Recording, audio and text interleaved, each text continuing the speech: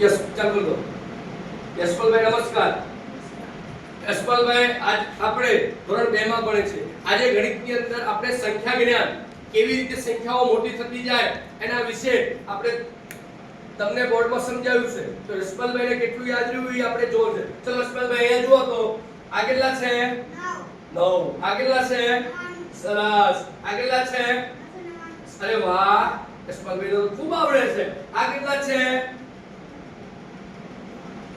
999 છે. તો આ કેટલા કહેવાય?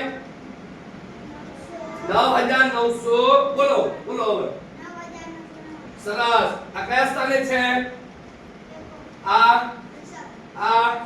આ તો આપણે સંખ્યાઓ કેવી રીતે મોટી થાય એ આપણે શીખ્યા. પહેલા એકમના સ્થાને હોય, પછી આવે 10, પછી આવે 100, પછી આવે 1000, પછી આવે 10000.